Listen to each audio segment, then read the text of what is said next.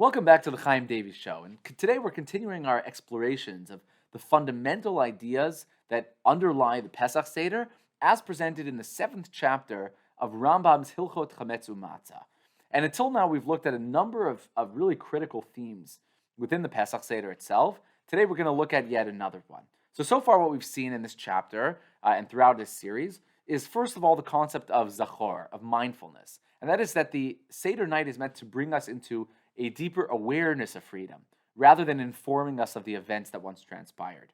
The second idea we saw is the concept of creating differentiations on the night of the Seder in order to evoke curiosity. At that point, we moved on to talk about the narrative itself. How do we tell the story of the Exodus of Egypt? And we found that there are actually two stories that need to be told. There's a story of intellectual freedom, how we traverse the journey from the darkness of idolatry to a connection with truth through the Almighty, and the story of our liberty from slavery in Egypt. And lastly, we looked at, in the previous episode, the concept of how we tell those stories. And that was through the expounding of the verses known as Arami Oved Avi, a section of 5 verses in the book of Deuteronomy, which are actually the texts that are meant to be recited by Jewish people when they bring their first fruits to the temple. And that by reading and analyzing that text right here at the Seder Night, we connect our initial steps of freedom to the final culmination of God's promise to our people when we actually arrive in the land of Israel and bring those first fruits to the temple themselves. Now, the Rambam continues here in paragraph 5 of the 7th chapter of Hilchot Chametz Matzah by telling us another fundamental theme of Seder Night. And he says as follows: Kol mi shelo amar shlosha dvarim elu beleil chamisha asar lo yatsa yidei chovato. If a person does not speak of the following 3 things on Seder Night, they have not fulfilled their obligation. So there are 3 concepts which really need to be delved into on Seder Night and to really be understood in order to fulfill one's obligation that is incumbent upon them on Seder Night. And these are they: Ve'eluhin, Pesach, Matzah, Umrorim. We have to understand the sacrificial lamb, the Pesach offering, the Korban Pesach. We have to understand the matzah, the unleavened bread that we eat on Seder Night. And we have to understand the merorim, the bitter herbs that we're meant to consume on the Seder Night as well. So these 3 things, these 3 foods, which are all obligations on us to consume on Seder Night, are all obligations to understand as well. We can't just eat them. We have to consider what they mean, what they represent, and why we're eating them on this night of the Seder. And so the Rambam goes on to explain what are these 3 foods, these 3 ideas that we're meant to be mindful of on the Pesach night. So he says, Pesach, why do we eat the Korban Pesach? What are we supposed to be mindful of? Because God passed over, the literal translation of the word Pasach, to leap over, to go beyond. God passed over the homes of our forefathers in Egypt. And we know this story about how on the night of the plague of the firstborns, the final plague in Egypt before the Jewish people were redeemed from the land of Egypt, how God told Moshe to tell the Jewish people that they should all mark their doorposts with blood of the sacrificial lamb, and that any house which was not marked with this blood, God would enter, so to speak, and firstborns in that house would die. And so God passed over the homes of our people by virtue of the marking of that blood on the doorposts. Okay, so that's concept number 1. We need to be mindful of what is the Pesach offering. What does it mean that God passed over the homes? I mean, God is like not into blood or something? I mean, what's the idea behind marking our doors with blood? I mean, does God want to kill the Jews? Is he unable to stop himself of killing off Jews as long as there's blood on the door? So we need to grapple with that idea to really understand Pesach. The second idea is merorim, or the bitter herbs. And why do we eat the bitter herbs? Says the Rambam, Al Shem Shemiru HaMitzrim et Chayev Otenu b'Mitzrayim. Because the Egyptians embittered our lives, the lives of our forefathers, while we lived in Egypt. So is that like a play on words or something? It's like, well, bitter herbs kind of taste bitter, and their lives were bitter. I mean, did they think about their lives as being bitter? Was that the word that the Jews in Egypt used to describe their life? Bitter? Maybe pain? Maybe hardship, suffering? I mean, do we have to eat other foods that have to, rhyme with the word suffer because they happen to rhyme with the word suffer? What is the connection between eating bitter foods and bitter experiences? In fact, what is the distinguishing factor of a bitter experience? What does it mean when we talk about someone being in a bitter mood emotionally? So that's also something we need to grapple with on Seder night. And the third and final factor is the concept of matzah, the unleavened bread. And what is the idea behind the matzah? Says the Rambam, al shem shenigalu. We're supposed to eat the matzah in remembrance of, or for the sake of the fact that the Jewish people were brought into liberty, that we were freed on the night of Pesach. Now, this is a really fascinating concept, because this idea that we were freed, and that's being represented by the matzah, actually has two faces within the Haggadah Shel Pesach, as we'll take a look at in our studies themselves.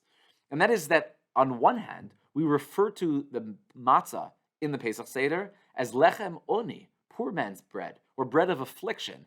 And it represents the food that we ate in Egypt. That, we didn't have the luxuries of nice, fluffy loaves of bread. We were eating stale crackers. But it also represents our freedom, al shem shenigalu, the fact that we were freed, and that we didn't have time to bake the bread on our way out of Egypt. And so we ended up carrying this unleavened bread out with us, and we ended up eating matzahs on the way out. I mean, which one is it? There's this ambivalence in the concept of matzah, and we need to understand it deeply in order to fulfill our obligation. And the Rambam closes this paragraph by writing, Devarim ha'elu kulan hein hanikrein Haggadah.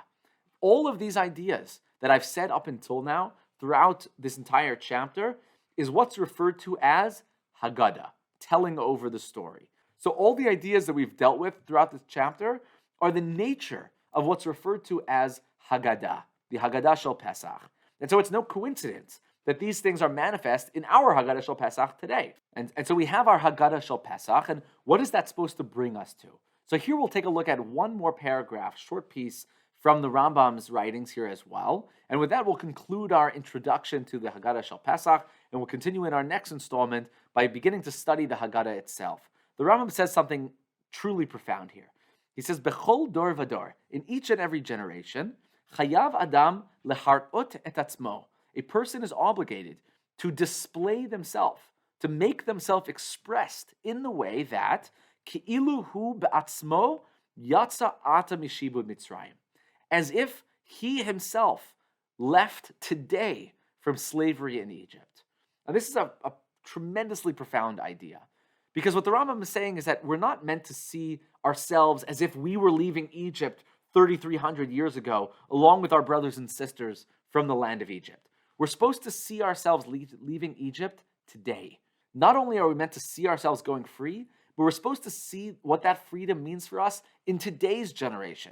We're not supposed to plug ourselves back in time into, putting on the turbans and the long cloaks and everything and carrying our, bags over our shoulders like we were leaving Egypt all the way back then. We're supposed to experience what freedom means for us today. But he says more than that, because we're not supposed to just see ourselves that way. We're supposed to do what's called leharot et atzmo, to express ourselves. We have to manifest freedom in our actions, in our speech, in our interactions on the Seder night. Freedom has to become something which is lived on the Pesach Seder night. And this is the result of spending a night involved in Haggadah, of exploring the narratives of our people and trying to really bring ourselves into a deeper zechira, a mindfulness, an awareness of that freedom. What this should ultimately culminate in is an experience of freedom which is manifest within our behavior, within our speech, within all of our mannerisms as a whole. And this idea is expressed in the verse in Devarim, as the Rambam quotes, Shenemar ve'otanu hotzi misham. We're supposed to see it as if God took us out of Egypt, not just our forefathers. And says the Rambam, and with this we'll close, Val davar zet tziva b'Torah, this is what we're commanded to do in the Torah, v'zacharta ki eved hayita. You must remember, you must be mindful of the fact that you were a slave.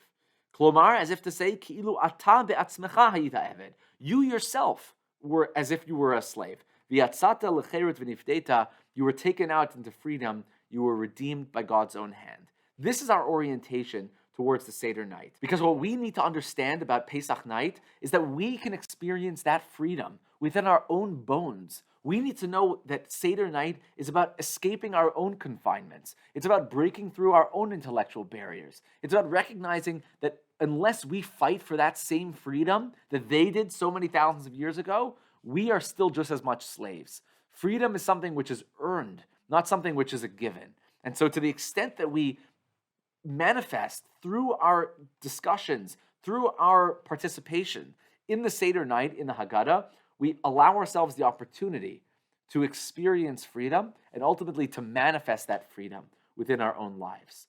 So we'll wrap up our introduction through the Rambam's writings here for today. In our next installment, we'll move on to opening up the Haggadah from page 1 and really trying to understand what is going on Seder night. What can we accomplish? And how does the text of the Haggadah Shel Pesach itself guide us on each step along that journey? Until next time, I'm Chaim Davies, and this is the Chaim Davies Show.